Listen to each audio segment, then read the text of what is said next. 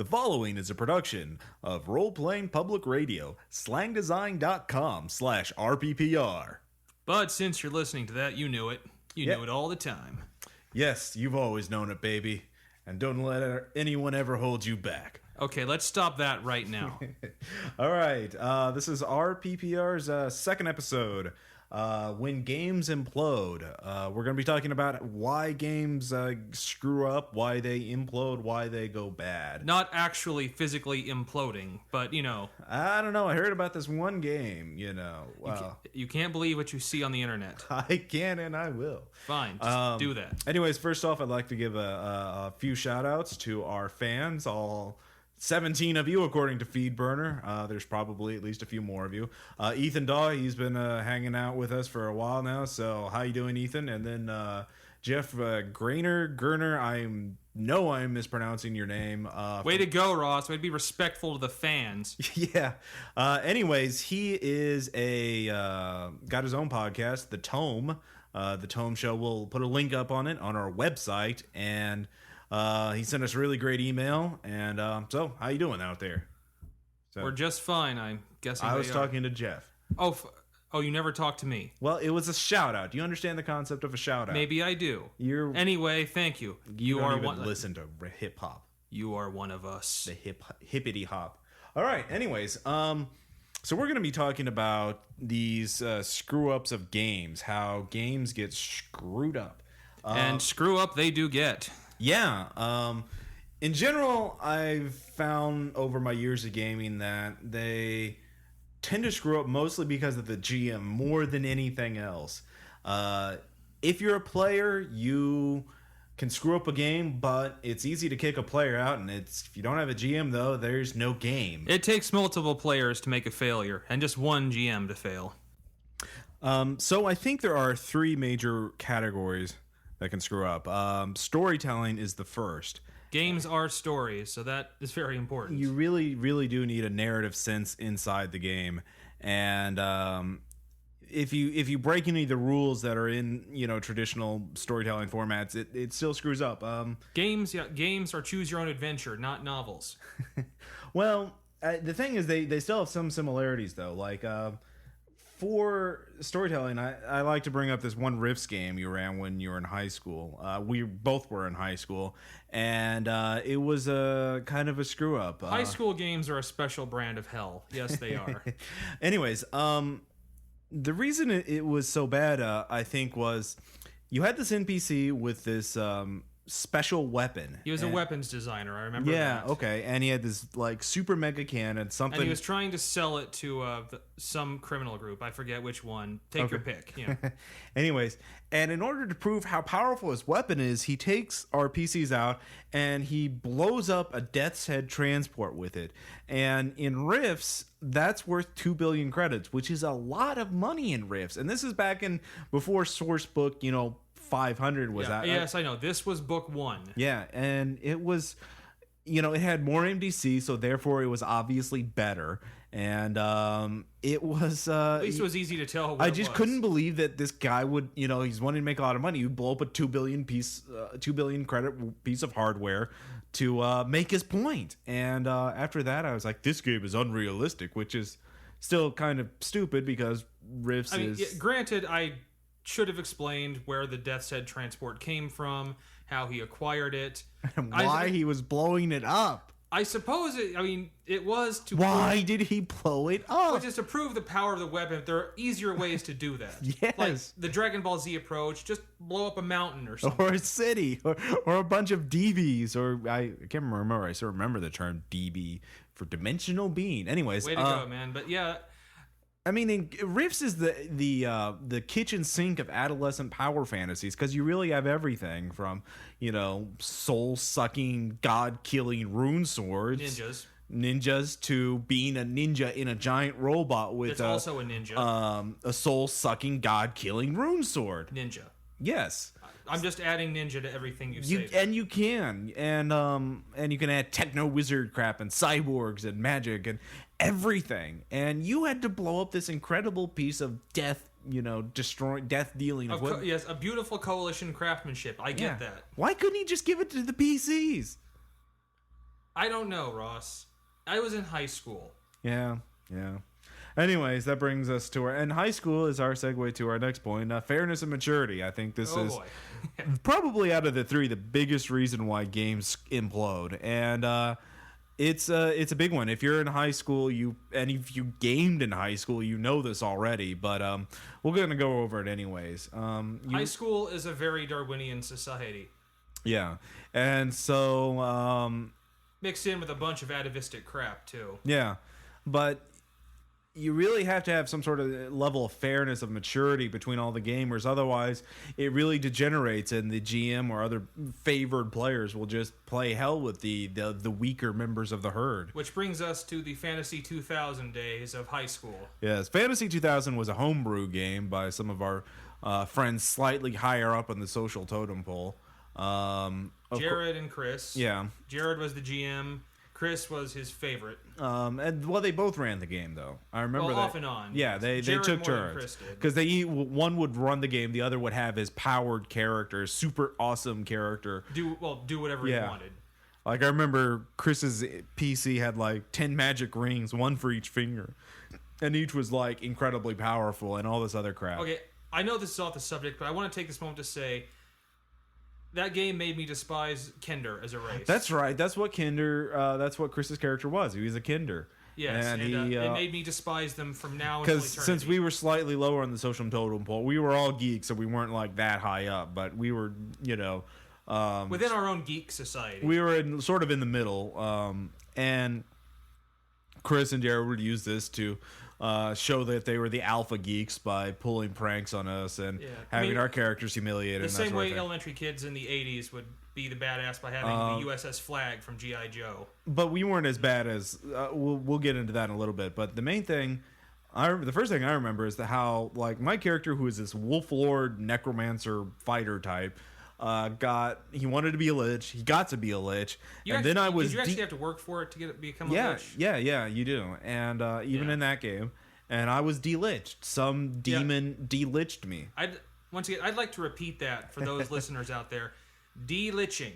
Yeah. You're not going to look that up and find it in any dictionary. I think it's the first in any RPG ever. I don't think any lich has ever been deliched. Not destroyed. I was turned back to my living state. I was turned back into my previous character. I think that's going to be a first in the annals of gaming history. Yeah. Go ahead and email us if you have similar deliching, stories. We could start a support group. That's right. Support group for the formerly undead. Well, not undead, lich, because you can. There's plenty of stories of vampires, turning back to people and being redeemed. But liches, society of former liches. Liches aren't cursed. They want to be liches. They have to try and be liches. It's hard to be a lich. Yeah, that's a decision you have to mull over. Yeah. I mean, it's a long-term goal. It's not like you wake up, you turn into a lich. It's like I'm good enough, I'm smart enough, I'm going to be a lich. And it's not something you can exactly walk away from afterwards. No, yeah. Anyway, if you suddenly decide you don't want to be one, you're screwed. Yeah. Anyway, but again, on the fairness maturity thing, Tom Feller, he was another player. He was at the bottom. Him and another guy named Daniel, they were at the very, very bottom. They were, yes. And of all social totem poles. And Tom, he just got shat upon, sometimes literally, like a dragon would fly overhead. That turned out to be a running joke. It was a running joke for the rest of us. For him, it was a daily occurrence. Yeah, he would just get his character shat upon, get humiliated as the dragon would shit on his character. And to be honest, he was he was a doormat in high school. Yeah, he was very passive. He wasn't even aggressive about it either. He just took it and it's my time. And then there was Daniel, but Daniel was the kind of guy you just like loathed. He was just the guy. I remember later on you tell me about how he'd lied about being an army badass and all this other stuff. Yes, and that when he came home, he got to keep his M16 with the grenade launcher attachment. Yeah, so he's the kind of lying kind of just person you just don't want to be around because he was. So he got shat upon too, but he really deserved it because he was just. Tom Feller was a nice kid. Yeah, he was a nice guy. Didn't his family move to Mexico? Yeah, for a while. They've moved back since. Really? Interesting. If you're listening out there, Tom Feller, We understand, and we are sorry for any part we may have had in it, but it was high school, and we were just glad. Yeah, we just want to talk to you, to a bunch of people on the internet. But we're good friends. But come on, we were not at the bottom, and we liked it that way. It was high school. Exactly. So another side story on fairness maturity. This was Jared after high school. I played in 1 or 2 sessions. Yeah, this is a maturity issue, by the way. Yeah, maturity. At this guy's apartment, and it was an interesting environment to play in because first the walls were all plastered with porn. I mean, like porn magazine pinups and all that other stuff. I mean, it was kind of slightly surreal because I've never seen anything before or since. A wall-to-wall porn collage. Yeah, a pornocopia. A pornopalooza. Anyways, and then everyone chain smoked, just tobacco, but just lots of smoking. I was basically the only one who didn't smoke.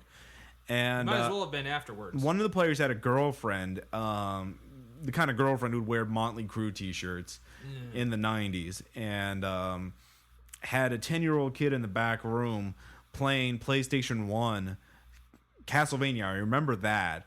And he was surrounded by porn on all sides, and he was just playing a game. It was words in the back. Still fail me. I don't know how to describe my feelings toward it. It was in your mind the whole time. I really don't know how to describe my feelings toward it. I just like it wasn't like shock, as it's like a weird numbness amalgam of shock and bewilderment, and Do you need someone to cry on? No, it's more like a curiosity, kind of like a rubbernecking thing. Only I was like involved in the wreck, and I wasn't hurt by it. So I'm looking, kind of thing you write a thesis on. Not that, but it wasn't that. It's just a weird side note in my life. Yeah, and the game. I don't remember much about the game except 2 of the players, like a couple. And like the girl would brag about how she was a great role player, how she hated hack and slash playing. And then later on, she would brag about her character being a centaur fighter, dual wielding a great sword and a flail. I think it was, or a great 2, like normally 2-handed weapons, but her centaur was so strong he could do it, or she could do it. And I've been there. That was 2nd edition days too. AD&D, yeah. Yes. Like it was 1999, 2000, right before 3rd Ed came out. So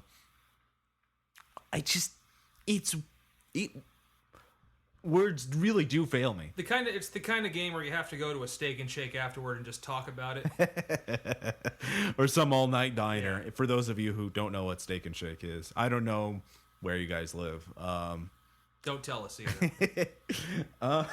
Anyways, so on to our third point, which would be gaming. Gaming itself, in the sense of games can implode because of the game mechanics, because the GM doesn't understand that it's a non-linear story, that the players have some control over what goes on, or there's no control whatsoever. You know, either railroading at one end or plotless at the other, and game mechanics that totally screw up, that fail to get across something that's fun.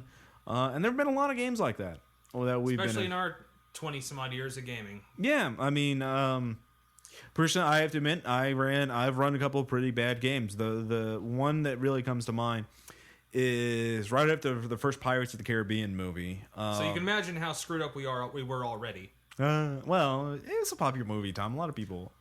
But anyway. Well, I mean, game-wise, come on. You watch something or read something that really gets to you, and you have a game a days afterwards, it's gonna affect it. Well, yeah, I remember in Rifts I remember one of my friends running a game with the aliens in it, from the movie Aliens, and we were blowing them up. It was fun. And I also remembered, even just more recently, I had a White Wolf game to run, and I had just watched Die Hard 4. So I made it happen in a White Wolf game that there was a truck with a fighter plane chasing it. All right. I did it. So that's not bad, but okay, so I was running a Pirates game. And to be honest, you didn't really want to do this. This was requested from you, but I believe more Andy and myself than anyone else. Okay, yeah. But there really wasn't a good pirate game at the time. This was there was 7 Seas or whatever that. Yeah, but nobody knew it. I wasn't going to buy a book just to get it. I mean, we'd have to have at least 2 players, guy. I mean, so we knew D&D, 3rd ed. Why did we know it? So, yeah. So that's what I was going to use. So I got some books, some source books. I pieced together a pirate game, and I based it in the real world, like a historical pirate age type thing, except there's magic for some reason, and elves and some shit. Oh, the elves are like French or something. Yes, all the races were basically nationalities of people. Yeah, I think I made the Americans, gnolls or something. Way to go. I know. I'm playing against type. Anyways, so what I did is I had them. They had to go around the world. The king and queen said we started in London, I believe. Yeah, sail around the world. First one to get back wins a whole lot of gold and something like that. Your player characters do it. So they get to Mexico, and I basically have them interact with the Aztecs, and they say, "Well, our god Quetzalcoatl will pick up your ship and pick it up in the Atlantic Ocean and put it in the Pacific Ocean if you do this and this and this for us." For the record, our players were very impressed that Ross knew how to pronounce that god's name. Quetzalcoatl. Yeah. There you go. See, this is why gaming is great, because you learn what words like Quetzalcoatl is. Exactly. And Avatar. Or Zeppelins. Yes. That's a story for another time. Oh, man. Do we know about Zeppelins? Anyway. But, yes, I forget through many misadventures. We got the Aztecs and did what they wanted us to. I forget what it was. Yeah, so do I. It was fun, though, and everybody was into the game at that point. I was really sort of pleased with myself. And I said, and the great hand comes out of the sky, picks your damn ship up, and plunks it over in the Pacific Ocean, or some words to that effect. Quetzalcoatl lifted our ship and lifted it over the Isthmus of Panama into the Pacific Ocean. Yeah, and they were like, all right, we win. I was like, no, you have to get treasure and you have to keep doing stuff and you might still lose. And that's when the game imploded, because everyone... We thought... We won. We won. Well, yeah, because there's no way the other ships... They had to sail all around South America in order to catch up to us. They had to contend with Cape Horn. Yeah. In D&D, there's probably, or... Dragon turtles and... Yeah, dragon turtles, yeah. And Seaworks. Krakens. Yeah, Seaworks. Yeah, Kraken. Yeah, there you go. And this was before Pirates 2, so Krakens would have been a novel idea. Oh, yeah, good point. There we go. Yeah. And they just I did one session where they got to China, but by this time everyone you could tell that everyone was just I betrayed them because I changed the rules of the game midstream. It was sort of a bait and switch kind of deal, and I realized I screwed that up, and I still feel like I could have done that. I didn't want them to just win because of that. I wanted to drag it out. I thought I had to, hit every. I don't know. I just wasn't. I was inflexible, and I wouldn't budge. So, yeah. That's my big screw up, or one of them. And next up, we have Tom with Letters from Tom. You all love it. You know it. Let me hear it. I'll assume that you're cheering right now. Okay.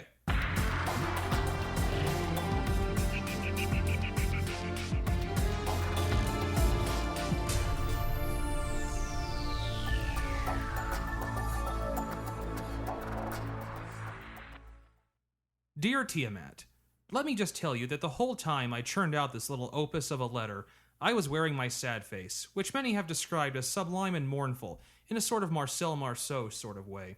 I used to love you. Not in the way that one person loves another, but in the way a hopeless D&D geek loves a horrible dark dragon goddess. You filled my heart with joy, and filled the many campaigns I have taken part in over the years with horrific bloodthirsty monsters of draconic origin that showered my party members with acidic vapor and flaming death. You represented everything that was vile and horrific in the dragon world, and were always with me like a feeling of brooding dread whenever I would venture into a dark dungeon and hear the sounds of deep breathing and the smell of sulfur in the air. We will always have those memories. However, I feel that the love-terror relationship we have shared has become tainted with revelation of the most emo sort. I have recently purchased the book Races of Dragon, and I was shocked by the rumors contained therein. Imagine my disappointment when I read that the whole reason you seek to punish the planes by spreading your horrific draconic spawn throughout creation was simply to get payback on your brother Bahamut because you felt your father Io loved him more than he loved you. You should be better than that. You are a being of truly ancient power, so I find this whole spoiled princess routine hardly becoming. You murdered your retarded brother Vorel and tried to blame Bahamut all in an attempt to get Daddy to like you best. I expect this kind of behavior from half-dragons, both good and evil, trying to get back at their chromatic parents or trying to impress their metallic ones, but not from the queen of all evil dragon kind. While I would prefer to keep our relationship on a purely adventurer-villain standing, this petulant temper tantrum must stop. Therefore, I offer this bit of advice from a totally uneducated and unqualified friend. Stop it. That's it. Just stop it. Consider it a 12-step approach condensed to one step. Your father likes you for who you are. That's why he made you an evil monstrosity with 5 chromatic heads. Bahamut was created as a total do-gooder, dedicated to the caring and helping of other races, and being the lord of metallic dragons. He doesn't seek Daddy's approval because he is doing what he was meant to do, and that is reward enough for him. Your job is to be the counter to him, leading the chromatic dragons and spreading evil and chaos. Just do what you are meant to do. You're already doing fine, and believe me, Daddy loves you for that. After all, isn't that the greatest wish for a parent, to see his children succeed? Another positive step might be for you to finally bury the hatchet with your brother.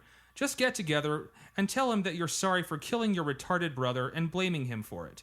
It would be a good therapy for both of you, and you could then get back to what's really important, spawning draconic monstrosities and killing off helpless adventurers like myself. It will be just like it is now, only without all that emotional baggage. After all, we don't want you spreading death and evil because Daddy exiled you. We want you spreading death and evil because you fucking like it. Sincerely, Tom. All right. Back in a sec.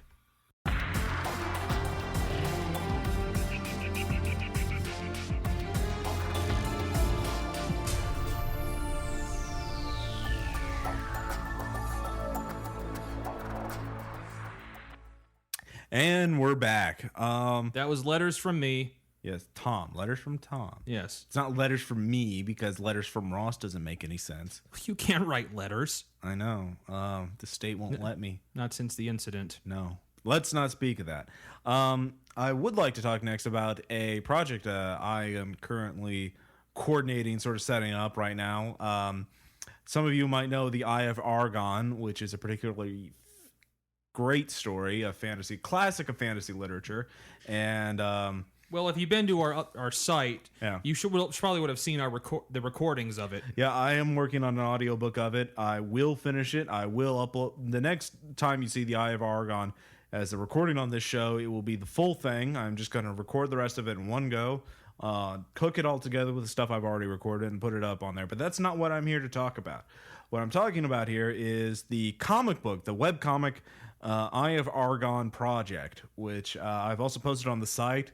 I just want to let you readers out or listeners out there know. Well, Ross, tell us about this project. Yes. As you might know, I am a member of the Something Awful community, somethingawful.com. And on there, they have a comic book forum called Batman's Shameful Secret. Shameful Secret. I can't say words. Anyways, explain this for us, Ross. Anyways, well, this is this forum talk. They have a lot of webcomic artists on there, like Dr. McNinja, Templar Arizona, the Akewood guy, Chris Onstad. Anyways, there's a lot of wannabe artists and a lot of real artists and writers, and I'm getting as many of them together as I can so we can transform the Eye of Argon from a classic of fantasy literature to a classic webcomic that all on the internet can see and enjoy. So a new generation can discover the adventures of Grignor. Holy shit. I crapped my pants, Ross. Yeah. So if you are interested in either drawing for the Eye of Argon, or if you're a writer who's willing to adapt some of the work into a comic book format, if you're familiar with the comic book scripting format and all that jazz, post a comment, send me an email, and let us just smoke say signals. Let us just say that no one at RPPR can draw. Let's just make that clear right now. Well, not here. That's why we're calling on other artists. We need you. board artists who want to draw mighty hued barbarians with big muscles and hairy arms, and we need you more than you need us. Believe me. So it'll be a lot of fun. Get your name up on the internets and all That's that. what this is all about. Yeah, basically. So that's. I'll give you updates on the next show. Let you know how you guys it's going. We've already got a couple sketches on the Something Awful list. I'll post them on the website pretty soon. They're got some pretty talented artists. So they're going for sort of a Jack Kirby meets Rob Liefeld kind of look. It's you don't know who either of those are, dude. This is to prove that Ross has studied. Yes. I've Argon. Anyways. Next up, we have, of course, the gaming anecdotes, gaming stories. Certainly nothing original that we thought of, but everyone has them. This week we like to talk, actually a couple of them, because going along with our game implosions. We have a friend, Matt Howell, who ran several games that we were both in over the 3 years. He's off in grad school now. And, over 3 years of undergrad school, we went to his games every week. Yeah, and he's a good guy. He was a pretty good player. He was GM pretty much all the time. His games never imploded. They pretty much all lasted the entire way. But they didn't implode, but there were some fun times in them because it allowed for some hilarity to transpire. Yeah. Matt, his only weakness was really he didn't make the game very challenging. Well, you were never in danger of being seriously harmed. Yeah, I think he maybe killed. I don't even think he killed a single PC. The one day where he told us the first thing, this session, someone will die, and that person didn't die. No, he didn't. Yeah. And the look of frustration was great. It truly was. Yeah, it was fun. It was sublime. I remember. So we'll just talk about some of the highlights of the different games, and I believe the first one was a Star Wars game, Star Wars D20. I believe was the first. That was one of them. Yeah. Then there was a D&D game. There was also a BattleTech game. That was a BattleTech game. And then there was a Top Secret. Top Secret, yeah. But he put it on Mars. Yes. But it used the Top Secret rules. The thing I remember, the BattleTech game, I think that was the one where he said someone is going to die. Yes, he did. And he had us fight, not in our mechs, but, as normal people. For the record, don't play the fighter pilot in BattleTech. Because it takes you 6 rounds just to get into attack position. And if you miss, you have to wait another 6 rounds to get another shot. So just don't do that. Yeah.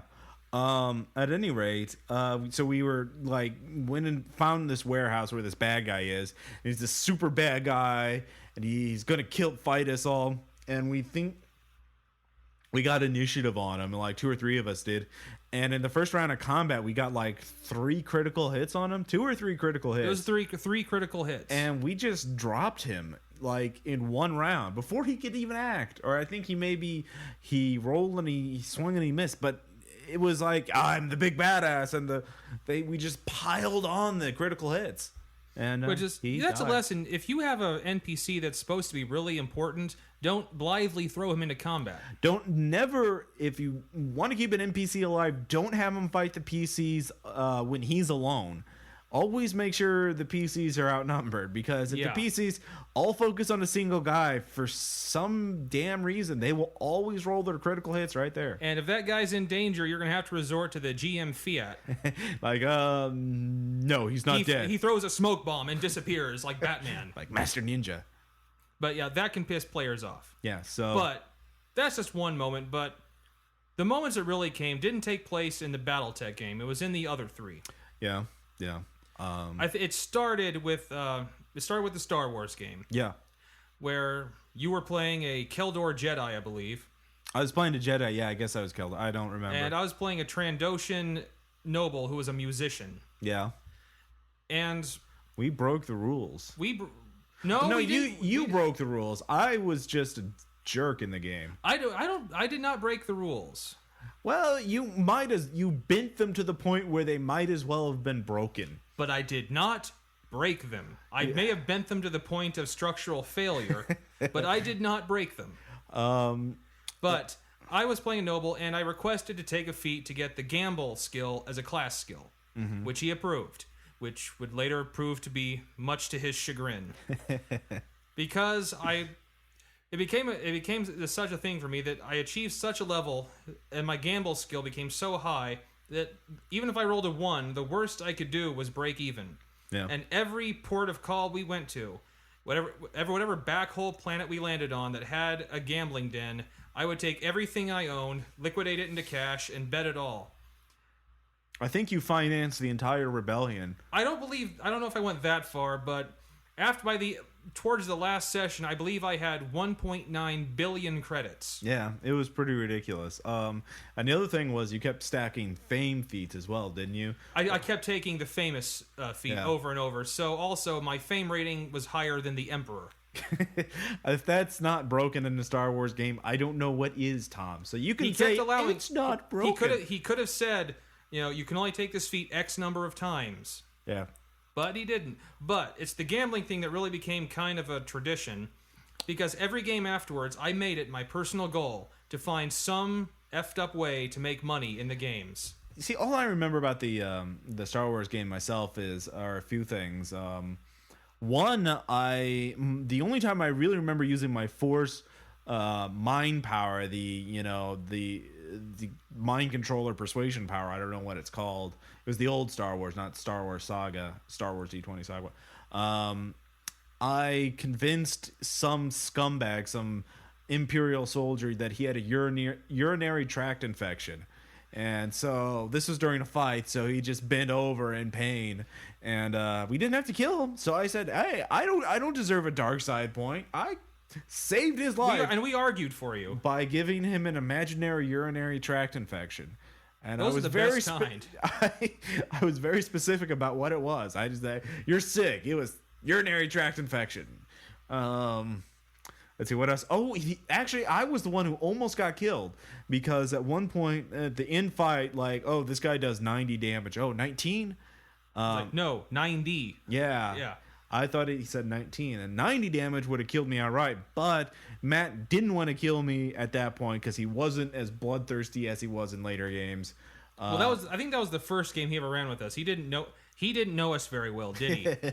And to be honest, when looking at the rules, I used some force points, and I got enough dodge or defense to negate the attack, and that was the only time I was ever seriously threatened. So, and then the other thing, of course, is with the blaster rifles. Oh my God, yes. Because if you're a Star Wars fan, all the stormtroopers have blaster rifles, and as like any Star Wars game, we killed lots and lots of stormtroopers. However, but at heart, we are D&D players, so we follow the rule: we always loot the bodies. Always. And by God, we did. Yes, we looted every single blaster rifle we could get our bloody hands on. And by the end of it, I remember at one point in the game, it was a mutiny. We had a mutiny. Yeah, we had a mutiny on ship, and we were disarmed. So we were like, the man was like, "Oh, you don't have any weapons on you. You're on your ship. You think you're safe?" It's like, "No, I grabbed a blaster rifle. From where?" And I was like, come anywhere. On. Come on. We have this is the kind of ship where there's blaster rifles in the cupboard, the refrigerator. The coffee machine is a blaster rifle. I mean, there's a blaster rifle. The tea maker's a blaster rifle. The laundry machine is made out of blaster rifles. We have flowers in a vase that's a blaster rifle. Yeah, there was no place in the ship where we actually figured it out by calculating how much space was in the ship and how many blaster rifles we had. We figured out how many blaster rifles we had per cubic foot of space in that ship, and it got so severe that we wanted to craft a ship made out of blaster rifles and call it the blaster rifle. And my Jedi's goal was to make a blaster rifle factory and retire, because the Jedi can do that. I mean, just so you know, to this day, we still will just blurt out blaster rifle and laugh for about 10 seconds. So now you know that really probably not funny joke to everyone other than us. But yes, but it was the gambling moment that also led to the fun in the other games he ran. Yeah. Because I made it my goal, as I mentioned before, to find a screwed up way to make money in every game he ran. And I believe the next game that came up was the D&D game, I believe. No, I think the Top Secret came, but the D&D game was the last one. Yes, it was. Okay, so the next game we did that was the Top Secret game, where we were secret agents sent to Mars to investigate. It was a sci-fi game. He was just using the Top Secret rules are actually pretty neat. I like them. But I was playing a doctor. Yeah. And yes, to be honest, no, he did not. He did not give us very much resources to work with. No, he wanted to make it hard for us. So to help the group, the people we killed, I removed their organs and sold them on the black market. Yeah, bad guys we would capture and interrogate. You would then kill and extract their organs. And freshly harvest their organs. Yeah. So that's how we would loot the bodies. We would literally just black market organs. And he got so... Matt, our GM, got so infuriated that he now said all villains now have some kind of internal explosives? Yeah, they couldn't just eat a poison pill and kill themselves. They had to blow themselves up out of spite. Or it's explosives and or acid. Yeah, something like that. But it was pretty funny though. Just it was a good. Again, you bankrolled our entire group with it. Yes, I did. Let's see. And then of course there was the D&D game where I was playing the druid, who had the profession of herbalism. So he made himself a seller of recreational herbal drugs. Oh yeah, you the drug dealer. Yeah, that was pretty fun. And we were of course the heroes of the realm, trying to save it from a big evil empire. Blah blah blah blah blah. Totally not Lord of the Rings. Not at all. Yeah, not at all. Not at all. I think it was called Seven Swords or something like that. And we didn't actually finish that game, did we? No, we did. You weren't there. Oh, that's right. I wasn't there. Yeah, you missed that last session where it was, again, very easy. I burned off a limited wish, and there was a big fight at the end, and I was a wizard, and I didn't even lose any hit points, and again, the games were fun, but it was more just to hang out with the other players and to shoot the breeze, and also just to do really and say really stupid things. Well, it's good. It's a good point. Like you cannot game with someone you can't hang out with. Yeah. You just can't do it. Yeah, always game with your friends. Don't be like, oh, I hate this guy, but he plays D&D, so yeah. Yeah, always only play with your friends. Don't play with someone you wouldn't be willing to be seen in public with. For the most part. I mean, yeah. Anyways, so that's our second episode of RPPR. Again, send us your feedback, comments. If there's any topics for a show you'd like to hear about, hear us ramble on for hours on end or whatever else. We appreciate it. Send in your own gaming stories. We might. Yeah. If they're pretty good, please do. If they're any good, we might read them out on the air. If you have any questions, we'll be happy to answer them. Again, as Grignor would say, well, I don't know what he would say. He's a pretty enigmatic figure. So, anyways, that's it for RPPR. I'm Ross Payton. Thanks for tuning in, and we need this. We need the popularity. Actually, we don't. This is sort of for fun. The hell are you talking about? Okay, I need this. I need to be loved. All right. Thanks, Tom. I'm Ross Payton, and I'm Tom Church. All right. Peace. Peace out.